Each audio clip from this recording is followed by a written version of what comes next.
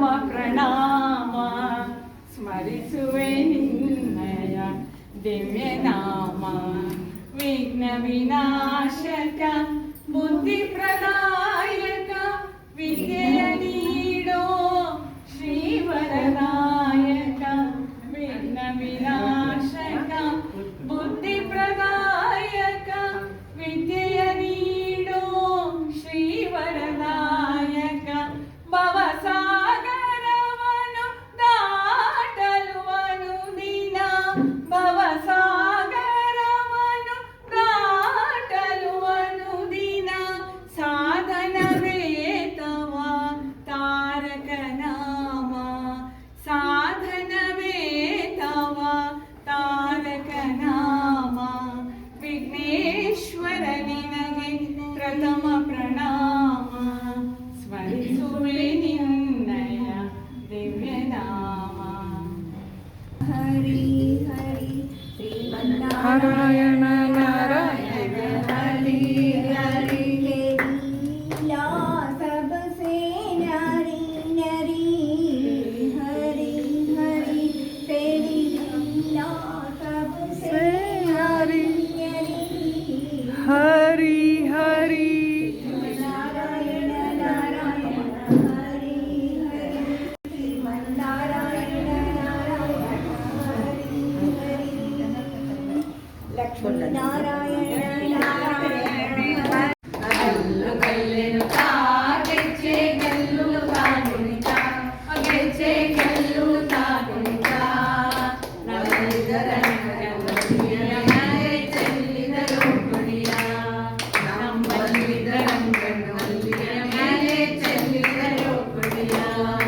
ಓಣ ಬನ್ನಿ ಸ್ವರ್ಗದ ಸುಖವನ್ನು ಸವಿಯೋಣ ಬನ್ನಿ. ಸ್ವರ್ಗದ ಸುಖವನ್ನು ಸವಿಯೋಣ ಬನ್ನಿ. ಸುಗ್ಗಿಯ ಸುಖವನ್ನ ಸವಿಯೋಣ ಬನ್ನಿ.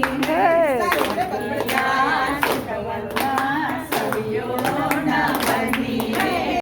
ಕ್ಯಾಲೆಂಡರ್ ಪ್ರಕಾರ ವರ್ಷದ ಮೊದಲ ಹಬ್ಬ. ಭಾರತ ಹಳ್ಳಿಗಳ ದೇಶ. ನಾವು ಎಷ್ಟೇ ನಗರದಲ್ಲಿ ಇದ್ರೂ ಕೂಡ ನಮ್ಮ ಒಂದು ಬೇರು ಹಳ್ಳಿಯಲ್ಲಿರುತ್ತೆ. ಹಬ್ಬ ಅಂದ ತಕ್ಷಣ ನಾವೆಷ್ಟೇ ಸಂಭ್ರಮದಿಂದ ಮಾಡಿದ್ರು ನಮ್ಮ ಮನಸ್ಸು ನಮ್ಮ ಮೂಲ ಜಾಗಕ್ಕೆ ಹೋಗುತ್ತೆ. ಓ, ನಾವು ಹಳ್ಳಿಯಲ್ಲಿ ಹಾಗೆ ಮಾಡ್ತಿದ್ವಿ ಅಂದ್ರೆ ಈ ಸೌಭಾಗ್ಯ ಬಹುಶಃ ನಮ್ಮ 60-70 ಹುಟ್ಟಿದವರು ಮಾತ್ರ ಇದು ನೆನಪಿನಲ್ಲಿ ಇರುತ್ತೆ. ಯಾಕಂದ್ರೆ ನಾವೆಲ್ಲ ದಸರಾದಲ್ಲಿ ಅಥವಾ ಬೇಸಿಗೆಯಲ್ಲಿ ನಮ್ಮ ಊರುಗಳಿಗೆ ಹೋಗ್ತಾ ಇದ್ವಿ, ಹಳ್ಳಿಗಳಿಗೆ ಹೋಗ್ತಾ ಇದ್ವಿ. ಹಳ್ಳಿಗಳಲ್ಲಿ ಸಂಭ್ರಮಿಸ್ತಿದ್ವಿ. ಸಗಣಿಯಿಂದ ಬಾಗಿಲಿ ನೀರು ಹಾಕೋದು, ಒಲೆ ಕೂಡ ಸಗಣಿಯಿಂದ ಸಾರಿಸಿ ರಂಗೋಲಿ ಇಟ್ಟು ಕುಂಕುಮ ಇಟ್ಟು ದೀಪ ಬೆಳಗ್ಗೆ ಉದ್ದಿನ ಕಡ್ಡಿ ಬೆಳಗ್ಗೆ ಅಡಿಗೆ ಮಾಡ್ತಾ ಇತ್ತು. ಕಾಲದಿಂದಲೂ ನಮಗೆ ನೆನಪಲ್ಲಿದೆ. ಮನೆಯೆಲ್ಲ ಸ್ವಚ್ಛ ಮಾಡೋದಿರ್ಲಿ, ಮನೆ ಸುಣ್ಣ ಬಣ್ಣ ಬಳಿಯೋದಿರ್ಲಿ, ಎಳ್ಳು ಬೆಲ್ಲ ಇವನ್ನೆಲ್ಲ ಕಟ್ ಮಾಡಿ ತುಂಡು ಮಾಡಿ ಬಿಸಿಲಿಗೆ ಇಡೋದಾಗ್ಲಿ, ಇವೆಲ್ಲ ನೋಡ್ತಾ ನೋಡ್ತಾ ಬೆಳೆದವ್ರು ನಾವು. ಇವತ್ತು ಅಂತ ಒಂದು ಹಬ್ಬದ ಒಂದು ಮೆಲುಕು ಮಾಡೋಣ. ನಾವಿರೋ ಪ್ರದೇಶದಲ್ಲೇ ನಮ್ಮ ಮನೆಯಲ್ಲೇ ಎಳ್ಳು ಬೆಲ್ಲ ತುಂಡು ಮಾಡೋದಿರ್ಬೋದು, ಬಿಸಿಲಿಗೆ ಒಣಗಿಸೋದಿರ್ಬೋದು. ಅವಾಗೆಲ್ಲ ನಮ್ಮ ಮನೆ ಮಕ್ಕಳು ಮೊಮ್ಮಕ್ಕಳು ಸೊಸೆರು ಕೇಳ್ತಾರೆ, ಅಜ್ಜಿ ಯಾಕೆ ಮಾಡ್ತಿದ್ಯಾ? ಇವತ್ತಿನ ನನ್ನ ಮೊಮ್ಮಗ ಅಜ್ಜಿ ಎಲ್ಲಿಟ್ಟಿದ್ಯಾ ತೋರಿಸು ಅಂತಾನೆ. ಎಷ್ಟು ಕುತ್ತಿಗೆ ಕೈ ನೋವು ಆಗುತ್ತೆ. ಅದು ಹೊರಗಿಂದ ತರುವಂತ ಅನುಕೂಲಗಳಿದ್ರು ಕೂಡ ಮಾಡ್ಬೇಕು. ನಾನು ಸ್ವಲ್ಪ ಕಷ್ಟ ಬಿದ್ರೆ ನನ್ನ ಮಕ್ಕಳು ಮಗ ಸೊಸೆ ಎಲ್ಲರೂ ನೋಡ್ತಾರೆ, ನಮ್ಮ ಅಮ್ಮ ಮಾಡ್ತಿದ್ಲು ಮಾಡು ಅಂತ. ಹೀಗೆ ಹಬ್ಬಗಳು ನಮ್ಮನ್ನ ತುಂಬಾ ಬ್ಯುಸಿಯಾಗಿ, ಅಂದ್ರೆ ನಮ್ಮನ್ನ ಕೆಲಸದಲ್ಲಿ ಕ್ರಿಯಾಶೀಲರನ್ನಾಗಿ ಮಾಡಿದ್ರೆ. ಮತ್ತೆ ನನ್ನ ಅಜ್ಜಿ ತಂದು ಕೊಡ್ತಾಳೆ, ನನ್ನ ಮಗಳು ನನ್ನ ಸೊಸೆ ಅಜ್ಜಿ ಮಾಡ್ತಾರೆ, ಅವರೆಲ್ಲ ಕೊಡ್ತಾರೆ. ಆ ಒಂದು ಖುಷಿ, ಎಷ್ಟು ಚೆನ್ನಾಗಿ ಮಾಡಿದೆ ಅಜ್ಜಿ. ಇವೆಲ್ಲ ನಾವು ಅನುಭವಿಸ್ಬೇಕು. ನಾವು ಮಾಡಿರೋ 60 ಭಾಗದಲ್ಲಿ 20% ಅವ್ರು ಮಾಡ್ಕೊಂಡು ಹೋಗ್ಲಿ ಅನ್ನೋ ಒಂದು ಸ್ವಾರ್ಥ ಕೂಡ ಇದೆ. ಇಷ್ಟೆಲ್ಲ ಸಂಭ್ರಮದಿಂದ ನಾವು ಮಾಡ್ತಾ ಇದ್ದೀವಿ. ಯಾಕೆ? ಪ್ರತಿಯೊಂದು ಹಬ್ಬಗಳಿಗೂ ನಮ್ಮ ಹವಾಮಾನ, ಹಬ್ಬಗಳಿಗೆಲ್ಲವೂ ಕೂಡ ಬೇರೆ ದೇಶಗಳಿಗೆ ಹೋಲಿಸ್ಕೊಂಡ್ರೆ ಪ್ರತಿಯೊಂದಕ್ಕೂ ಕೂಡ ಒಂದು ನಾವು ಅದಕ್ಕೆ ಬಂದ ಬೆಳೆಸ್ಕೊಂಡು ಹೋಗ್ತೀವಿ. ಹವಾಮಾನ ಇವಾಗ ಹೇಗಿದೆ, ಚಳಿ ಇದೆ. ಚಳಿ ಇದ್ದಾಗ ನಾವು ದೇಹಕ್ಕೆ ಏನ್ ಬೇಕು? ಎಣ್ಣೆ ಅಂಶ ಬೇಕು. ಇದಕ್ಕೋಸ್ಕರ ನಾವು ತಿನ್ನೋ ಶೇಂಗಾದಲ್ಲಿ, ಒಣಕೊಬ್ಬರಿಯಲ್ಲಿ, ಎಳ್ಳಲ್ಲಿ 60-70 ಭಾಗ ಎಣ್ಣೆ ಅಂಶ ಇದೆ. ಇವೆಲ್ಲವೂ ಕೂಡ ಒಳ್ಳೆ ತರದ ಫ್ಯಾಟ್. ಇದು ತಿಂದಷ್ಟು ದೇಹ ಮೂಳೆಗಳು ಸದೃಢ ಆಗುತ್ತೆ. ಹವಾಮಾನ ವಾತಾವರಣಕ್ಕೆ ಅನುಗುಣವಾಗಿ ನಮ್ಮ ಆಹಾರ ಪದ್ಧತಿ ಇದೆ.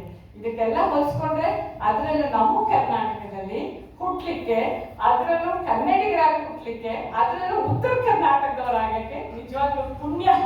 ಯಾಕಂದ್ರೆ ನಮ್ಮ ಆಹಾರದ ಅವಲಂಬನೆ ಆಗಿದೆ. ರೊಟ್ಟಿ, ಚಟ್ನಿ, ಹೆಣ್ಗಾಯಿ, ಶೇಂಗಾ ಚಟ್ನಿ, ಕುರ್ಷಾಣಿ ಚಟ್ನಿ, ಜುಂಕ, ಮೊಸರು, ಸೌತೆಕಾಯಿ ಕೋಸಂಬರಿ, ಎಷ್ಟು ಚಂದ. ತಾಟ್ ತುಂಬಾ ಅದನ್ನ ಹಾಕೊಂಡು ಕೂತು ಬಿಟ್ರೆ ಆಹಾ, ಸ್ವರ್ಗಕ್ಕೆ ಕಿಚ್ಚೆಚ್ಚು, ಇನ್ನೇನು ಬೇಡ. ಮನುಷ್ಯ ದುಡಿಯೋದಾಗಕ್ಕೆ, ಹೊಟ್ಟೆ ತುಂಬಾ ಬೇಕಾದಂತಹ ಪೋಷಕಾಂಶಗಳುಳ್ಳ ಆಹಾರವನ್ನು ತಗೊಳ್ಳಿಕ್ಕೆ. ಈ ಹಬ್ಬಗಳೆಲ್ಲವೂ ಕೂಡ ಇಂತಹ ಆಹಾರಕ್ಕೆ, ದೇಹಕ್ಕೆ ಬೇಕಾದ ವಿಟಮಿನ್, ಪ್ರೋಟೀನ್ ಇರ್ಬೋದು, ಖನಿಜಾಂಶ ಎಲ್ಲವೂ ನಮ್ಮ ಆಹಾರದಲ್ಲಿದೆ. ಎಂತಹ ಪುಣ್ಯ. ನಾವು ಆಹಾರ ಸೇವನೆಯಲ್ಲಿ ಒಂದು ನಿಯಮಿತವಾಗಿ ನಾವು ಹಾಕೊಂಡ್ಬಿಟ್ರೆ ಯಾವ ಡಯಟು ಬೇಡ. ದಿನಕ್ಕೆ 2-3 ರೊಟ್ಟಿ ತಿಂದು ಒಂದಿಷ್ಟು ಮೊಸರನ್ನ, ಸಾರವನ್ನ ತಿಂದು ಬಿಟ್ರೆ ನಾವು ಯಾವ ವ್ಯಾಯಾಮ ಬೇಡ, ಯಾವುದು ಬೇಡ. ಹಾಗೆಯೇ ನಮ್ಮ ಆಹಾರ ಪದ್ಧತಿ. ಸಂಕ್ರಾಂತಿ ಕೂಡ ಹಾಗೆ ಇದೆ. ಸುಗ್ಗಿ. ನಮ್ಮ ರೈತರು ಇವತ್ತು ನಾವು ಎಷ್ಟೇ ವೈಜ್ಞಾನಿಕವಾಗಿ ಮುಂದುವರೆದ್ರು ಕೂಡ ನಮ್ದು ಊಟ ಏನ್ ಮಾಡ್ಬೇಕು, ದಿನಕ್ಕೆ 3 ಹೊತ್ತು 4 ಹೊತ್ತು ನಾವು ಏನು ಮಾಡ್ತೀವೋ ಅದನ್ನೆಲ್ಲ ಬೆಳೆಯೋದು ಭೂಮಿ ತಾಯಿ. ಭೂಮಿ ತಾಯಿಯನ್ನು ಬೆಳೆಯೋರು ನಮ್ಮ ರೈತರು. ಇಂತಹ ರೈತರು ಸಂಭ್ರಮಿಸುವಂತಹ ಹಬ್ಬ ಅದು ಕರ್ನಾಟಕ. ಹಳ್ಳಿಗಳು ಎಷ್ಟೇ ನಮ್ದು ಡಿಸ್ಟ್ರಿಕ್ಟ್ಗಳಿರಲಿ, ತಾಲೂಕುಗಳು ಇವೆಲ್ಲವೂ ಕೂಡ ಇವತ್ತು ನಗರ ಆಗಿರೋದು.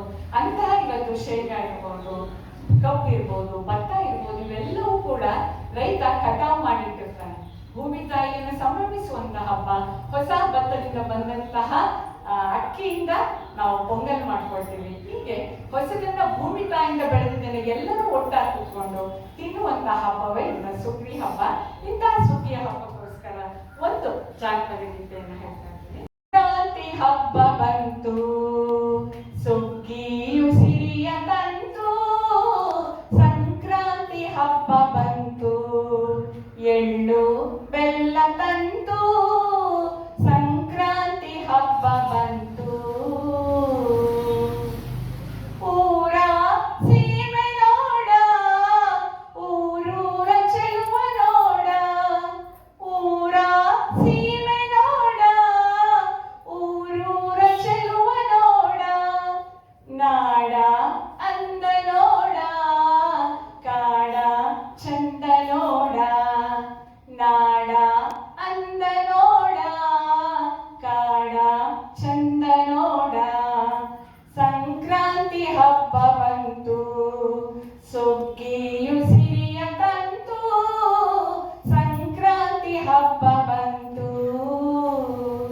ಟೈಮಲ್ಲಿ ಮಕ್ಕಳು ಚಿಕ್ಕವರು, ನಮ್ಮ ತಂದೆ ಏನು ಮಾಡ್ತಿದ್ರು, ನಮಗೆ ರಜೆ ಸಿಗೋದು ಮಳೆಗಾಲದಲ್ಲಿ. ಗದ್ದೆನ ಉಳೋ ಟೈಮಲ್ಲಿ ನಮಗೆ ಯಾವಾಗಲೂ ಅಲ್ಲಿಂದ ಜುಲೈ, ಆಗಸ್ಟ್, ಸೆಪ್ಟೆಂಬರ್ 3 ತಿಂಗಳು ರಜೆ.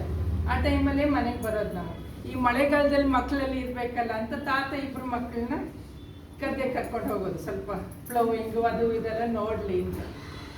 ಮನೆಗೆ ಬಂದು ಒಂದಿನ, ಇವತ್ತು ನಿನ್ನ ಮಗ ಏನು ಹೇಳ್ದ ಅಂದರೆ 2 ಎತ್ತಿವಾಗ ಇದು ಮಾಡಬೇಕು. ಎತ್ತು ಅಂದರೆ ಉಳೋದು ನೀವು ನೋಡಿರ್ಬೇಕಲ್ಲ, ಒಂದೇ ಲೈನ್ನ 1000 ಸಲ ಮಾಡಿಸ್ತಾರೆ. ಆ ಕಡೆ ಒಂದು ಪುನಃ ಅದೇ ಲೈನ್ ಹಿಂದಕ್ಕೆ ಪುನಃ ಅದು ಹೊಡೆಯೋದು ಮಾಡೋದು. ಇವನ್ ಯಾಕೋ ತಡೆಯೋಕ್ಕಾಗಲಿಲ್ಲ ಹಿರಿಯವನಿಗೆ. ತಾತ, ಈ ಎತ್ತು ಬದಲು ನೀ 2 ಆನೆ ತಂದ್ಬಿಡು, ಸುಲಭವಾಗಿ ಬೇಗ ಮಾಡ್ಕೊಂಡು ಹೋಗ್ಬಿಡ್ತಾರೆ. ಒಂದೇ ಇವಾಗ ನಿನ್ ಜ್ಞಾಪಕ ಬಂತು ಅಂದ್ರೆ ಹಸು ಏನಿದೆ ಅದನ್ನ ಕಿಚ್ಚಾಯಿಸ್ತಾರೆ. ಅಂದ್ರೆ ಬೆಂಕಿಯಲ್ಲಿ ಅದನ್ನ ಆದ್ರೂ ಹೋಗ್ಬೇಕಾದ್ರೆ ಅದು ಕಾಲದಲ್ಲಿ ಅದು ನಾವು ಹೇಗೆ ಸ್ನಾನ ಮಾಡ್ತಿದ್ರು ಅದು ಹಸುಗಾಗ್ಲಿ ಕರುಗಾಗ್ಲಿ ಹೋಗಲ್ಲ.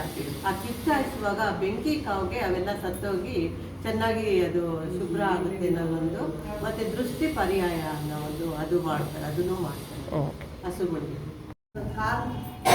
ಮಾಡಿ ಆರತಿ ಮಾಡ್ತಾರೆ. ಅಂದ್ರೆ ಗ್ರೇಟ್ಫುಲ್ನೆಸ್ ತೋರಿಸ್ತಾರೆ. ಯಾಕಂದ್ರೆ ಎತ್ತು ಏನು ಕೆಲಸ ಮಾಡದೆ ರೈತ ಏನು ಮಾಡ್ಲಿಕ್ಕೆ ಆಗಲ್ಲ. ಆ ಥರ ಒಂದು ಗ್ರ್ಯಾಟಿಟ್ಯೂಡ್ ತೋರಿಸಿ ಅವ್ರು ಮಾಡಿದ ಅಡಿಗೆಗಳನ್ನೆಲ್ಲ ಅವು ಎತ್ತುಗಳಿಗೆ ತಿನ್ನಿಸಿ, ಆಮ್ಯಾಗಿಂತದು ಸುಗ್ಗಿ ಮಾಡೋದಕ್ಕೆ ಮೊದಲೆಲ್ಲ ಕಣಗಳು ಮಾಡ್ತಿದ್ರು. ಅವಾಗ ಅದನ್ನೆಲ್ಲ ರೆಡಿ ಮಾಡ್ತಾರೆ. ಅದು ಕಂಬ ನಿಲ್ಲಿಸ್ತಾರೆ, ಭತ್ತ ಅದೆಲ್ಲ ತೋರಿಸ್ಬೇಕು, ಜೋಳ ತೋರಿಸ್ಬೇಕು ಅವಾಗೆಲ್ಲ. ಹಾಗಾಗಿ ಅವಾಗ ಅದನ್ನೆಲ್ಲ ರೆಡಿ ಮಾಡಿ ಅದನ್ನು ಪೂಜೆ ಮಾಡ್ತಾರೆ. ಇದು ಒಂದು ಹೇಳಿದಂಗೆ ಆ ಏರಿಯಾನಲ್ಲಿ ಏನು ಬರುತ್ತೆ ಅದನ್ನೆಲ್ಲ ನಾವು ಇವಾಗ ಸಂತೋಷವಾಗಿ ಊಟ ಮಾಡ್ತಾ ಇದ್ದೀವಿ. ಈಗ ಬರೋ ಸೀಸನ್ನಲ್ಲಿ ಎಲ್ಲ ನೋಡಿ ಅವ್ರು ಹೇಳಿದಾಗ ಉತ್ತರ ಕರ್ನಾಟಕದಲ್ಲಿ, ನಾನು ಉತ್ತರ ಕರ್ನಾಟಕದವಳೆ, ಅವಾಗೆಲ್ಲ ಬರೋ ಇವೆಲ್ಲ ತರಕಾರಿಗಳು, ಗೆಣಸಿನಿಂದ ಹಿಡಿರಿ, ನೆಲ್ಲಿಕಾಯಿ ಹಿಡಿರಿ, ಆಮೇಲೆ ಕಡಲೆ, ಹಸಿ ಕಡಲೆ ಅದೆಲ್ಲ ಇರುತ್ತದೆ, ಕಬ್ಬಿನ ಹಾಲು, ಅದು ಎಲ್ಲ ತರಕಾರಿಗಳು ಮಾಡ್ತಾರೆ. ಅಲ್ಲಿ ಭೋಗಿ ಅಂತಲೇ ಮಾಡ್ತಾರೆ, ಸಜ್ಜಿ ರೊಟ್ಟಿ, ಜೋಳದ ರೊಟ್ಟಿ, ಆ ಥರ ಎಲ್ಲನೂ. ಅವರೆಲ್ಲರೂ ರೆಸ್ಪೆಕ್ಟ್ ಕೊಡು ಮೊದಲು ಎತ್ತಿಗೆ. ಇವಾಗೆಲ್ಲ ಮಷಿನ್ಗಳು ಬಂದಿದ್ದಾವೆ, ಅವಾಗ ಹಳೆಯ ಜನಗಳು ಎತ್ತಿಗೆ ಭಾಳ ಗ್ರೇಟ್ಫುಲ್ ಆಗಿ